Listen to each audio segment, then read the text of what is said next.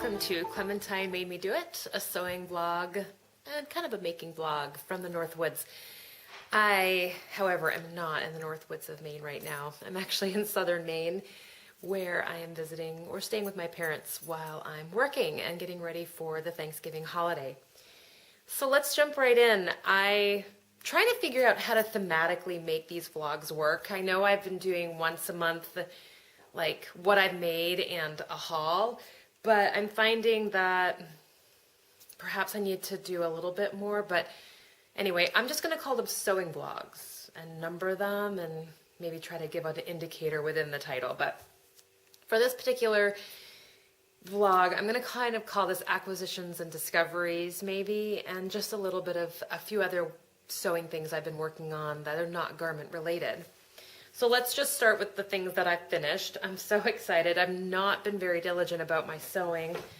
Been very busy the past month and had a few things I needed to manage personally and professionally, and I've been traveling back and forth between two homes, and so it just hasn't really been conducive. But tomorrow it's going to rain, and I'm trying to get all my podcasts out today, edited out and uploaded, and then tomorrow take full advantage of the fact that there will be very low light and get my work done around the house. So it's gorgeous today here in the state. It's like 60 degrees Fahrenheit, and I plan to go for a walk. I plan to record my fiber podcast in the sheep pasture. I have a dog that's recovering, so I need to kind of be around for her, and probably some knitting and maybe some embroidery, which I'm going to tell you about. So welcome. Did I say that? You're most welcome. And for those of you that have tuned in and subscribed, thank you so much for your continued support and interest and what is happening in my neck of the woods. I do look forward to your comments, and I find that this community, the sewing community, is really helpful for me in finding more resources. I'm kind of new here. I'm lucky to have Clementine in Rockland, which is an amazing apparel and fabric shop, to kind of help me and, give me ideas and find the patterns and the blogs. But I am a little bit isolated. I don't have a lot of friends who sew and that type of thing. So this community has been a great support and great network for discovering new things and of course then acquiring them. So let's start with some acquisitions. I am super excited. This is where Clementine comes in, of course, to have found through Leah this amazing fabric. I can't remember the maker's name. Actually, I can tell you right here. This is Rocky Raccoon, DeLeon Designs Group, the Alexander Henry Fabrics Collection. So, yep, I had to have this. This was between this and some bats, I think. And it was really hard to choose, bats or raccoons, but we have a family of raccoons that come and eat and clean up our feeders every night, so I figured I would have a little homage dress to them. So my plan is to make another, I love this dress, another Marianne, this view here, so the raccoons, and then I just got a navy to do the yoke and the cuffs. So these dresses are super comfortable. This will be my third. I wear them over jeans, like a long t-shirt, tights with boots. They're A-line shape. I didn't think that it would look very nice on my particular shape. I have a narrow waist and wider hips, broad shoulders, narrow waist, wide hips, not a very massive bust line. But in fact, the A-line works great, and I thought the drape might not work with my shape, but in fact, it doesn't cling to anything. It just has a really flowy aspect to it, and you can just kind of layer it up. So it can be, I would think in the state of Maine, it would be a four-season garment. So anyway, super happy about my raccoons. So that's fabric acquisitions. I had this acquisition as well, but I finished this project. I made another flannel scarf, and I couldn't resist these colors. So it's not quite appearing as it should, and the pom-poms are smaller than the original one that I did, but I do love how much fun that is. And I get lots of compliments on them, and they're easy to throw on with a jacket or over your shoulders, and seem to be somewhat dog hair resistant, as I'm looking at this and I don't see any of my dog hair on it. The other finished object I have is another Anne Carolyn smock. This is by Ellen Mason. You can find this particular pattern, and I'm not sure if she's released her new pattern, the Amy Louise, I think it's Amy Louise shift dress, on her Etsy shop. So if you find her blog, audacier.blogspot.com, and I'll try to make a link for you. Then you can find this pattern. So this is the Anne Carolyn smock. I did this out of a linen cotton blend. I think it's 45% linen and would it be 55%? 44%? I don't know. I don't remember the ratios, but it's kind of almost 50-50. And this nice deep chocolate brown. And I was able to serge most of it. I don't typically serge the shoulder seams, but one thing, I kind of got fed up. This project, I cut the sleeve on it. They're raglan sleeves, and I cut the sleeve, and I must have cut it wrong, and I couldn't make it work in the raglan. It kept reversing, and so anyway, I had to call Leah and send some more down. So I kind of was like fed up with the project by the time I was getting to the hemline. So I serged the edge, and then I just hemmed it once. And that was super easy and super awesome, and I really liked the way it turned out. This is a dog hair magnet, as I'm sitting here picking it off. So I layer this over jeans, and I've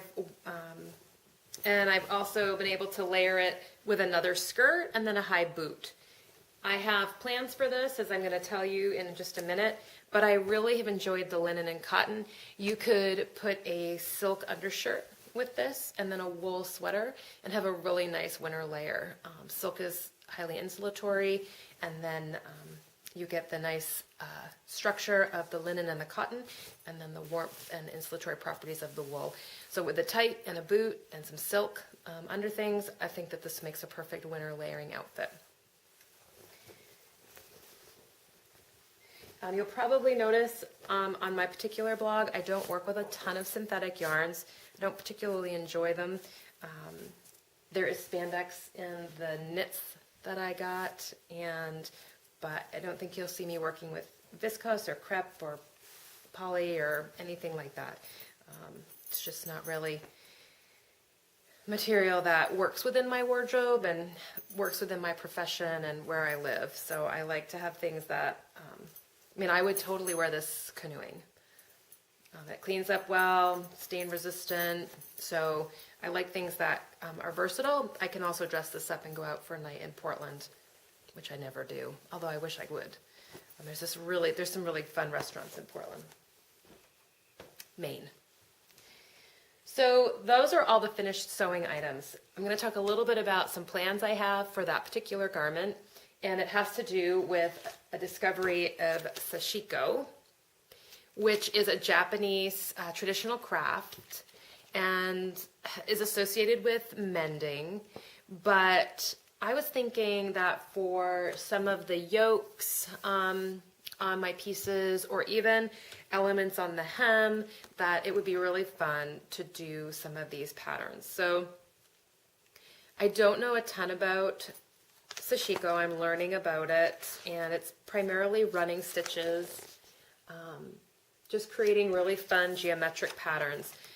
I'll show you my thoughts for some of these. They have some really fun smocked looking stitches that I think would be fun. So I kind of love these textured stitches here and these. I think this would make a really pretty element to a yoke or a pocket maybe, or a hemline. So anyway, I picked up the Ultimate Sashiko source book by Susan Briscoe. And then I was super excited to find, I didn't bring it in? Oh, I did. So again, I'm still learning about Sashiko. You do it with particularly long needles. You can see the length of the Sashiko needle here. And you kind of pleat the fabric onto the needle. And then you have this type of thimble or guard, and you use that to push your needle through. So I picked up all my pieces that I needed. I got the needle, I got the thimble, I got some Sashiko thread, which is a specific type of embroidery thread that has a lower twist than regular DMC, of course, or pearl cotton, if you're familiar with those materials. And then I was excited to find at Mother of Pearl Yarn Shop, I went a little crazy there, this Sashiko sampler. And you can see that it's outlined, it's sheep. It's not particularly indicative of my style. Hi, it's my dog Coey's coming over. Hi. But I felt like it would be a good practice, and it was already printed on the fabric, so I didn't have to worry about how I was going to transfer patterns and grid them out. So there's quite a bit of preparation work involved in Sashiko, but since I'm not doing full quilts, and I don't plan on doing a full garment, it's just going to be little elements here and there, you know, I wasn't as put off or overwhelmed. So anyway, I'm going to just put this little sampler together and see how it goes, and then see if that will be an applicable skill to some of the other projects that I have going on. So that's Sashiko. I also picked up a couple embroidery books for more element building, cuffs, collars, hemlines, pocket borders, the center back of a garment, my own personalized tags. So I picked up Teeny Tiny Menagerie, and this is published by Stash Books. It's Noriyoko Kamarata, and these are all little animals, and I absolutely fell in love with the whimsical elements of these. They don't have a cartoony feel, they have more of a sketch feel to them, and I just love it. So I can really see just, you know, putting a little mole, because this is a little mole here, you know, on a collar or right at the hem. I'll show you the one that I really fell in love with. And it's this kind of Arctic winter scene. And I was like, oh, that might be really fun to sketch just on the back of an Carolyn smock in the linen. You know, just kind of up on a shoulder or something. Like, you turn around and, you know, you have this little sketched scene. And it doesn't feel too foo-foo or too childish. Like, again, it just has that really fun kind of woodland sketchy feeling. So I've really been enjoying this particular book. She has a couple alphabets in here, and I'll show you those. And she also has some fun borders, which again, for pockets, might be super fun. I love this little village square border. And then she has some cross stitch patterns in here, which I'm not really particularly fond of, but I love some of these borders. Now I will say, I haven't sketched or I haven't stitched anything out, but she does a nice job. She gives you the visual of the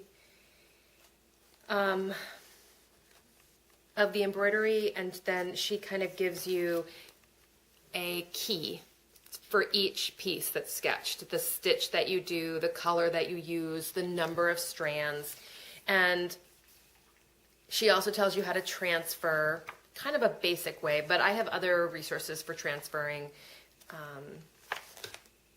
embroidery patterns. I love this one with the border collie and the sheep on the hill.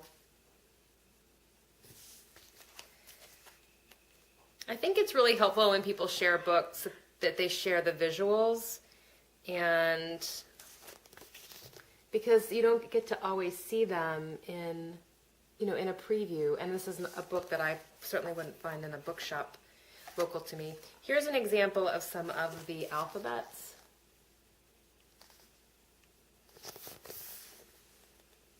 Just making sure that you can see them too, and they're just so fun. I think whimsy really captures the elements that this particular designer brings to the embroidery world. So I do see this being able to kind of accentuate and just be a fun element to add to some of my garments, which is how I plan to use it. I wouldn't particularly say this book has a lot of projects. She gives you the sketches, she gives you how to do it. How you choose to apply them is up to you. So I picked up that, and then I picked up this Zakka Embroidery by Yumioko Hugachi. And you can see the type of book that it is. I didn't expect it to come that way, and this book does have projects, and it does have embroidery patterns, and they are so much fun. So here's an example of a pattern. This is a clutch, or a project, I should say. So she gives you the embroidery patterns to use as you wish, but she also gives you ideas for incorporating them into projects. So lots of florals and kind of flora and fauna-ish to it. She has 2 chapters. She has a single color embroidery, and then she has a 2-color embroidery. And it's kind of a unique, this is all filled with a chain stitch, which didn't occur to me. I've never seen that before. And you know, she's got some kind of white work. I'm planning to do this particular piece on the center back of this Aunt Carolyn smock. And I'm not sure what color I'll do it in, but I'm just going to do it on the center of the back and just have it be a fun element as you're walking away. So those are some of the single color embroidery pieces. And then she's got multiple colors. And here's an example of another clutch with the multiple color. Again, really helpful in giving you information on how many strands of floss or embroidery thread to use. But I will point out that I think tracing these patterns might be a little bit more difficult than I anticipated because of the way the book is bound, which is a little bit of a bummer. But all the plans for the projects are included in the book. So the baby booty pattern is there, the clutch pattern is there. So it's just gonna, yeah. So anyway, I'm enjoying this, and I've got a lot of ideas from both of these books, just for fun elements to, like I said, incorporate into garment making. So I picked up these 2 copies of Selvedge from Fort Fiber when she was vending at the Highlands on the Fly retreat.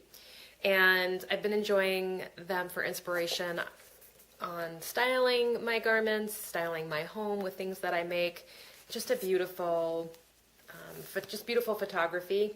And I also just love looking at the advertisements because it helps me expand my knowledge of suppliers and resources as I kind of grow in this particular realm. And my husband has even enjoyed it. There was this particular article that he found that really spoke to him. Let's see if I can find it really quickly. So he is also a person who sews and makes things, leathercraft, basket weaving, you know. So this particular article here.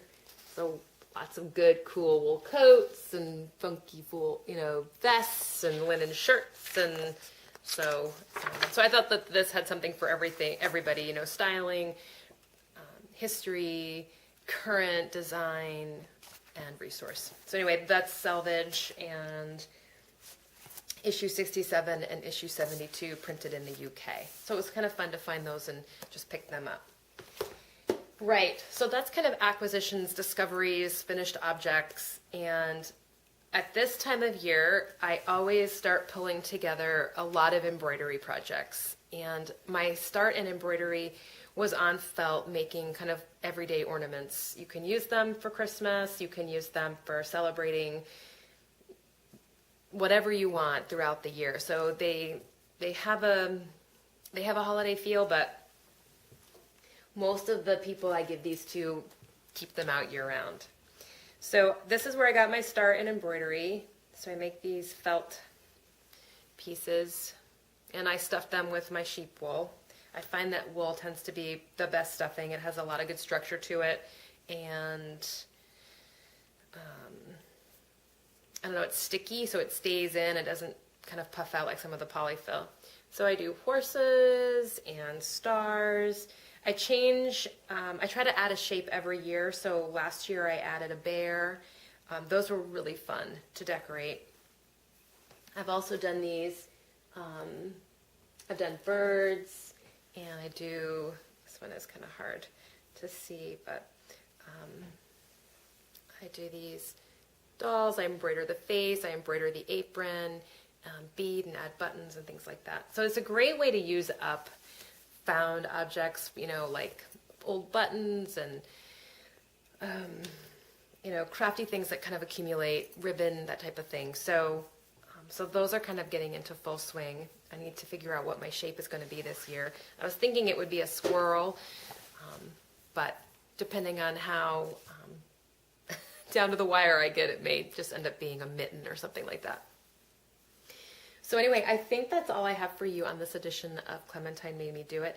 I have projects I would like to get done in the next few weeks. So hopefully in December I'll have some more new makes.